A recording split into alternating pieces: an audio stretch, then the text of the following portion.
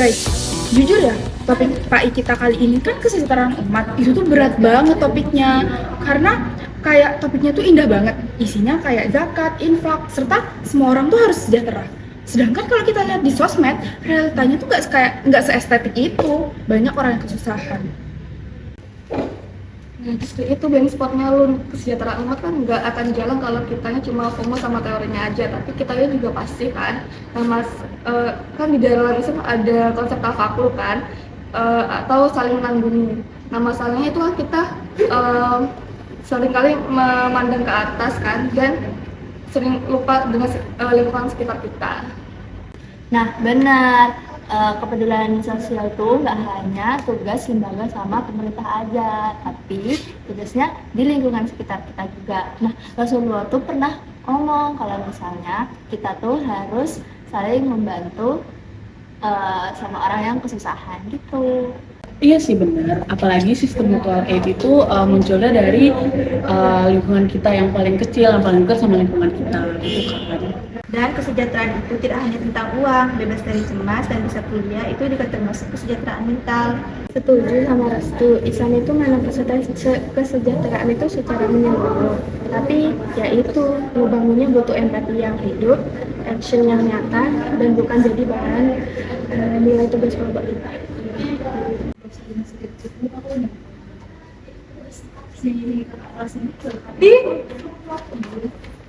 Itu dia apa sih? Akhir-akhirnya dia jalan-jalan nongkrong bareng kita nggak sih? Dan dia juga kelihatan lemes banget gak sih? Iya. Dia lagi overthinking tugas akhir kali.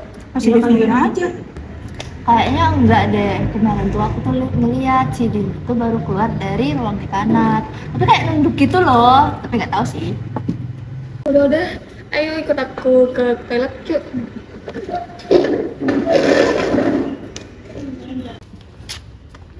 Din,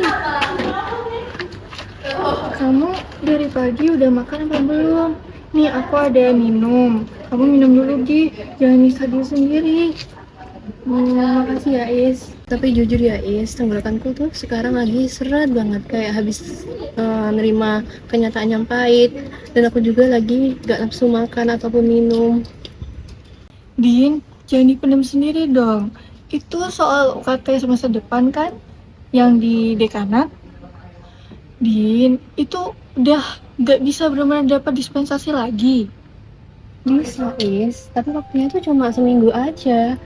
Bayangin, nanti kalau misalkan aku nggak lunas sekarang, apa nggak itu aku sistem otomatisnya itu bakal bikin aku jadi cuti. Atau lebih parahnya lagi, aku bisa di DO dari kampus ini, Is. Astagfirullahaladzim, kok baru ternyata sekarang? Kenapa nggak dari dulu?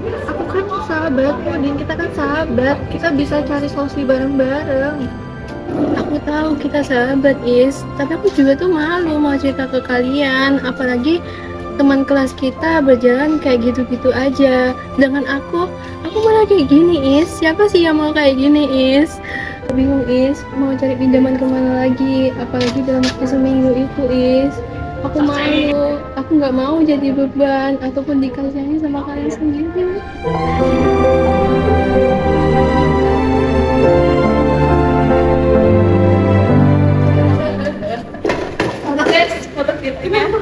Nah, kita lagi mengalami kayak materi kita tulis sendiri, Ben. Kan kita lagi ngerjain makalah tentang kesejahteraan umat kan. Nah, di sekitar kita ada teman sekelas kita sendiri yang lagi bingung karena terancam mau nggak bisa ikut kuliah. Hah? Maksudnya siapa? Di semester depan gak bisa lanjut karena ibunya di kampung terkena musibah dan dia butuh dana buat bayar UKT minggu depan. Serius, Dini yang sering minjemin kita catatan pas kita lagi sakit itu. Terus sekarang kita harus gimana? Nominal UKT itu kan gede banget kalau cuma ditanggung 1 atau 2 orang. Gak usah tanggung sendiri, kita bagi rata aja berenam, ditambah Ais. Kalau masih kurang, kita open aja di angkatan grup. Bener, ini esensi umat yang sejahtera. Kalau ada satu bagian yang sakit, bagian yang lain pun ikut sakit. Gimana kalau kita potong budget ngopi kita bulan ini? Kita nggak usah down dulu, kita bantuin teman kita. Setuju? Setuju.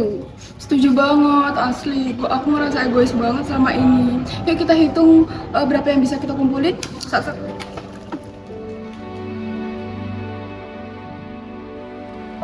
Islam tidak pernah menuliskan kata kesejahteraan hanya untuk menjadi pajangan di dalam buku teks kuliah atau sekedar bahan diskusi demi mengejar nilai. Kesejahteraan umat yang sesungguhnya lahir ketika ego kita runtuh dan mata kita mulai peka melihat luka yang disembunyikan oleh saudara kita sendiri. Ia tumbuh dari tindakan yang nyata, dari kerelaan untuk melangkah bersama agar tidak ada satupun jiwa yang merasa berjuang sendirian. Sebab menjadi bagian dari umat ini bukan hanya tentang seberapa sering keningmu menyentuh sejadah, melainkan tentang seberapa dalam hatimu peduli untuk ikut menopang pundak-pundak di sekitarmu yang mulai lelah memikul beban dunia. Mari menghidupkan kembali ruh kepedulian ini, mulai dari hal paling kecil, dari orang terdekat kita.